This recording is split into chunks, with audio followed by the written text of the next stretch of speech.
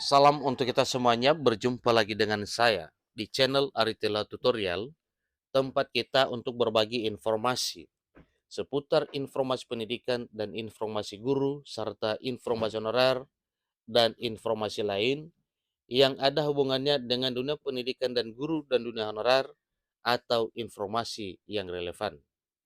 Pada pertemuan ini, saya menyapa seluruh Bapak Ibu honorer Sanair yang selalu setia melaksanakan tugas tanpa mengenal lelah dalam melaksanakan kegiatan pelayanan publik di instansi pemerintah pusat, demikian dengan instansi pemerintah daerah.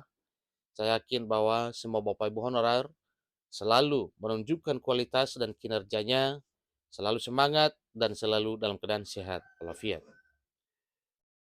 Pada pertemuan ini, ada satu hal penting yang perlu saya sharekan kepada seluruh Bapak Ibu terkait dengan informasi bahwa di tahun 2024, nasib honorer dijamin Undang-Undang ASN 2023. Menpan RB telah disiapkan kota khusus. Bapak Ibu terkait dengan kota khusus, tentunya itulah yang perlu kita ketahui. Sebelumnya Bapak Ibu, saya ucapkan selamat tahun baru 1 Januari 2024. Kiranya seluruh Bapak Ibu dianugerahi oleh Tuhan Yang Maha Kuasa. Kita masuk pada informasinya. Lengkongayobandung.com memuat satu informasi penting terkait dengan nasib honorer di tahun 2024.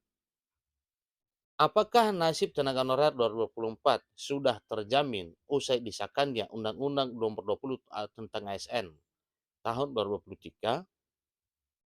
Karena diketahui pemerintah sudah sepakat untuk melakukan penghapusan tenaga honorer pada akhir bulan Desember 2024. Hal tersebut sudah tercantum dalam Undang-Undang ASN yang nantinya akan menjadi payung hukum untuk menyelesaikan permasalahan tenaga honorer di Indonesia. Menanggapi hal tersebut, bila merujuk dari informasi yang dikeluarkan oleh Menteri Pendayagunaan Aparatur Negara dan Reformasi Birokrasi, Abdullah Azwar Anas, dalam Undang-Undang ASN itu belum ada kepastian untuk seluruh pegawai honorer akan diangkat menjadi ASN.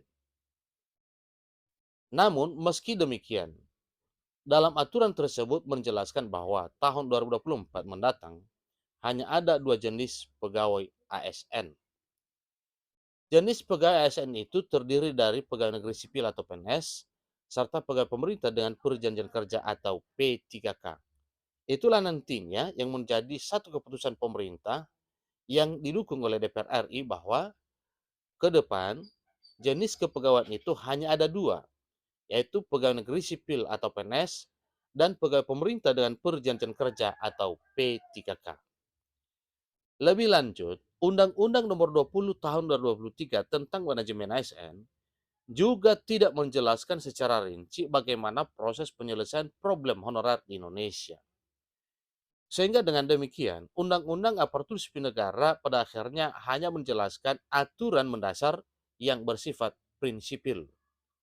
Sehingga proses penataan honorer terarah. Jadi itulah nantinya yang jelas dalam undang-undang tersebut. Namun untuk penyelesaian pegawai non-ASN secara teknis dibahas melalui peraturan pemerintah yang kini sedang dirumuskan oleh Kementerian Pendayagunaan Aparatur Negara dan Reformasi Birokrasi. Undang-Undang ASN telah disahkan. Sebagaimana kita ketahui bersama bahwa pada tanggal 3 Oktober 2023 lewat rapat paripurna itu resmi, dan tanggal 31 Oktober 2023 juga diteken secara sah dan resmi oleh Presiden Joko Widodo selaku Presiden Republik Indonesia. Maka hadirnya Undang-Undang Nomor 20 Tahun 2023 benar-benar pelindung bagi honorer dan seluruh ASN. Hari ini kami bersama DPR membahas berbagai aspek untuk dituangkan dalam aturan turunannya. Ini kata Menpan RB Abdullah Azwar Anas dikutip dari website resmi menpan.go.id pada hari Sabtu 30 Desember 2023. Hingga saat ini belum ada kepastian apakah seluruh pegawai non-ASN akan diangkat dalam 2024 atau tidak. Karena menurutnya para tenaga honorer yang sudah terdata dan terverifikasi nantinya akan diangkat menjadi P3K. Ingat Bapak Ibu ya, yang sudah terdata dan terverifikasi nantinya diangkat menjadi P3K. Jabatan P3K yang disediakan terbagi menjadi dua jenis, sebagaimana uraiannya yang dipaparkan oleh Menpan RB, yaitu P3K per time atau P3K paruh waktu, dan P3K full time atau P3K penuh waktu. Hanya saja, Menpan RB Azwar Anas mengaku untuk mekanisme pengangkatan tidak bisa dilakukan secara serentak, melainkan dilaksanakan secara bertahap sesuai dengan komitmen DPR RI dan pemerintah untuk melakukan penataan non-ASN yang lebih baik. Jadi dalam hal penataan tenaga honor non-ASN atau yang disebut dengan tenaga honorer dilakukan secara bertahap. Pemerintah dan Dewan Perwakilan Rakyat Republik Indonesia punya komitmen yang sama untuk melakukan penataan tenaga honorer atau non-aparatur sipil negara ini secara lebih baik. Ini kata Anas saat menghadiri rapat kerja membahas turunan Undang-Undang Aparatur Sipil Negara 2023. Bapak Ibu, terkait dengan informasi ini tentunya ini jelas bahwa yang akan dituntaskan pemerintah sesuai dengan informasi ini adalah formasi khusus penuntasan honorer.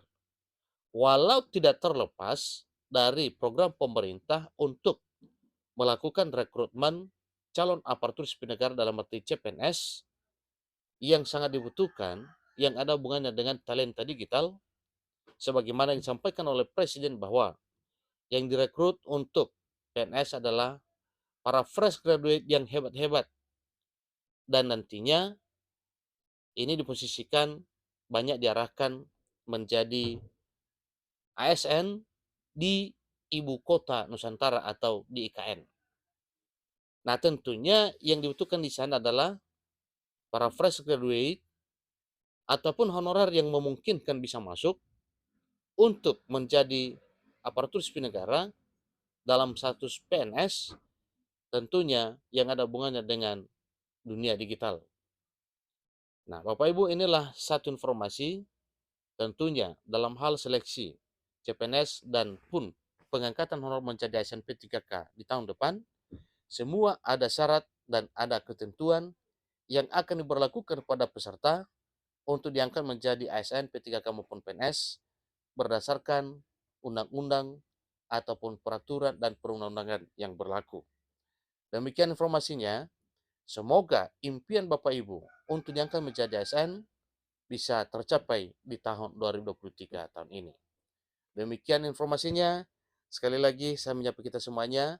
Selamat tahun baru 1 Januari 2024. Kiranya seluruh Bapak Ibu dianugerahi oleh Tuhan Yang Maha Kuasa. Terima kasih.